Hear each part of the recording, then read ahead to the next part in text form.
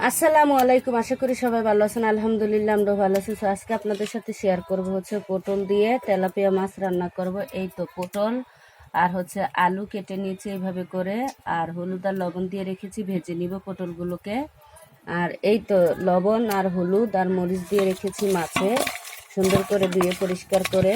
আর এই তো লাকড়ি চুলায় রান্না করি, কড়াইতে তেলটা দিয়ে রেখেছি অনেকক্ষণ আগেই বেশ গরম করার জন্য। আর এই যে দুই চুলায় রান্না করতেছি, কারণ দুই চুলা একসাথে দিয়েছি, দুইটা আইটেম রান্না করব, যার জন্য এই কারণে তেলটা অনেকক্ষণ আগে দিয়ে রেখেছি। আস্তে আস্তে হইতে হইতে কড়াইতে আমার বেশ কালো কালো হয়ে গেছে, তেল ফুটতে ফুটতে সবগুলো মাছ একসাথে দিয়ে নিচ্ছি। এখন মাছগুলো ভাজা হতে থাক। আর এখন হচ্ছে পটল আলুগুলো মেখে নিচ্ছি। একটু পানি থাকলে পানিটা ছেড়ে দিবে, ভাজাটা একটু তাড়াতাড়ি হবে।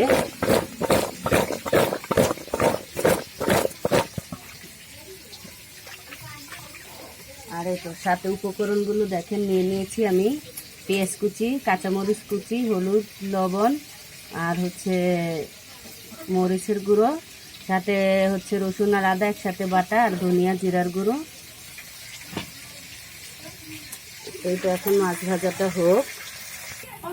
হ্যাঁ, অন্ধকার হয়ে গেছে, বৃষ্টি। এই দেখেন আকাশের কি অবস্থা, তিসর আকাশ একবার অন্ধকার হয়ে গেছে, কারেন্ট চলে গেছে রান্নাঘরের। আর কি বলবো, ভিডিও অন করাকালীন। তো চলেন এখন মাছগুলো ভেজে নামিয়ে নিয়েছি। বাইরে তুমুল বৃষ্টি হবে। এখন হচ্ছে জাস্ট প্রায় 12টা বাজে দুপুর। এর মধ্যেই দেখেন অন্ধকার হয়ে গেছে। একটু আগে ভিডিও যখন শুরু করছিলাম তখন কতটা সুন্দর ছিল, আর এখন কেমন। এই হচ্ছে বর্ষাকালের আবহাওয়া, আসলে বোঝা যায় না কখন যে কী হয়ে যায়। এই দেখেন আমি কতগুলা পানি ছাড়ছে দেখেন পটল আলু থেকে। কারণ আগে লবণটা আর হলুদটা মেখে রাখলে একটা উপকার না হয়, এই পানিগুলো সব তেলের মধ্যে থাকতো। এখন এগুলোকে আমি সুন্দর করে ভেজে নিব। আর দেখেন মাছগুলো কতটা সুন্দর হয়েছে। একটু যদি মাছ ভাজার সময় হলুদ মরিচের গুঁড়োটা দেওয়া যায়, মাছটা এইভাবেও খাওয়া যায়, অনেক টেস্টি হয়। এই তো পটল আলুগুলো আমি নেড়ে চেড়ে ভেজে নিব। তো ভাজা হতে থাক।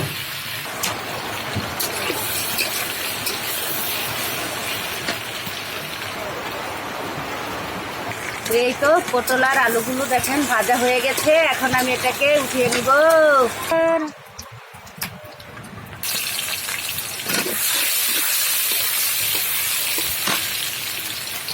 মশলাটাতে পানি দিয়ে দিলাম, পানি দিয়ে মশলাটাকে একটু গুলিয়ে নেব। কারণ হচ্ছে মশলাটা এভাবে যদি 10 মিনিট আধা ঘন্টা রেখে দেওয়া যায় পানি দিয়ে গোলায়া, তাইলে হচ্ছে আপনার এটা বাটা মশলার স্বাদ আসে।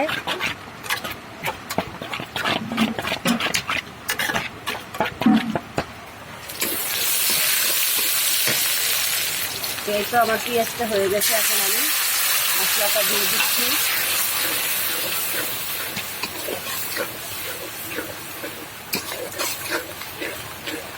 আর এটাই সুন্দর মতো মশলাটা কষানো হতে থাক। বাহিরে বৃষ্টি হচ্ছে। তো দেখেন মশলাটা কষানো হয়ে গেছে। এই পর্যায়ে আমি দিয়ে দিচ্ছি ভেজে রাখা আলু আর পটলগুলো, দিয়ে সুন্দর করে নেড়ে চেড়ে প্রায় 10 মিনিটের মতো এগুলোকে কষিয়ে নেব। হতে থাক। এই তো দেখেন সামান্য পরিমাণ পানি দিয়ে দিয়েছি, যেহেতু 10 মিনিট নেড়ে চেড়ে নিব।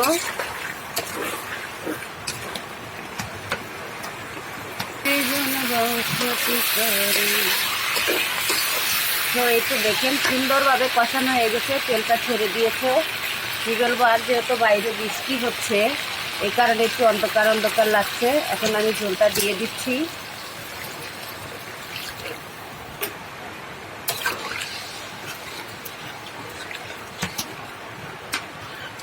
হ্যাঁ, এখন আমি সেই ভেজে রাখা মাছগুলো দিয়ে দিব। কি বলবো, তরকারিটার এত সুন্দর একটা ফ্লেভার আসছে। আর দেখেন কালারটা কত সুন্দর। এভাবে আমার কাছে সব তরকারি ভেজে রান্না করলে বেশি ভালো লাগে। তো তারপরে সবসময় সম্ভব হয় না, এক একজনের এক একটা পছন্দ। তো আমি আবার যখন একা ছিলাম আমরা তখন হচ্ছে ভেজেই রান্না করতাম সব কিছু। আপনারা আমার আগের যারা বন্ধু আছেন তারা দেখছেন। আর এখন হচ্ছে যেহেতু আমি এখন আমার বাবার বাড়িতে আছি, এখানে আমরা 4-5 জন মিলে এক একজনের মতামত এক এক রকম। মাঝে মাঝে ভেজে রান্না করি, কোনো তরকারি আবার ভাজি না। তো এই আর কি, এখন এটা হতে থাক। সাথে লবণটা দেখে নিচ্ছি। আপনারা এই ঝোল থাকাকালীন লবণটা দেখে নিলে ভালো হয়, কারণ ঝোল থাকতে লবণটা দিলে তরকারিতে যদি লবণ না ঢুকে থাকে সেটা ঢুকে যায় কম হলে। তো আমি এখন দেখেছি আমার লবণটা কম হয়েছে, যার জন্য আমি আবার লবণটা অ্যাড করে দিলাম। এটা আমার মোটামুটি সব কিছু যেহেতু সিদ্ধ, তো হতে থাক। সুখে থেকো পরম সুখে। সো এই তো দেখেন অবশেষে তরকারিটা হয়ে গেছে। এখন আমি এটাকে উঠিয়ে নেব। হালকা ঝোল ঝোল আছে, কারণ একটু ঝোল রেখেছি, যেহেতু আলু আছে সাথে। আলু থাকলে আলুয়ে ঝোলটা টেনে যায়। তো এখন আমি এটাকে নামিয়ে নিব। তো এই তো অবশেষে তরকারিটা নামিয়ে নিয়েছি। দেখেন কালারটা কত সুন্দর আর লোভনীয় হয়েছে তরকারিটা। তো সবাই ভালো থাকবেন, সুস্থ থাকবেন, লাইক দিয়ে ফুল ভিডিওটা দেখবেন, ভিডিওটা শেয়ার করবেন। আর হ্যাঁ, অবশ্যই ফুল ভিডিওটা দেখবেন, এভাবে একে অপরের সাথে থাকবেন, সবাই সবাইকে সাপোর্ট করবেন। সুস্থ থাকবেন, ভালো থাকবেন। আল্লাহ হাফেজ।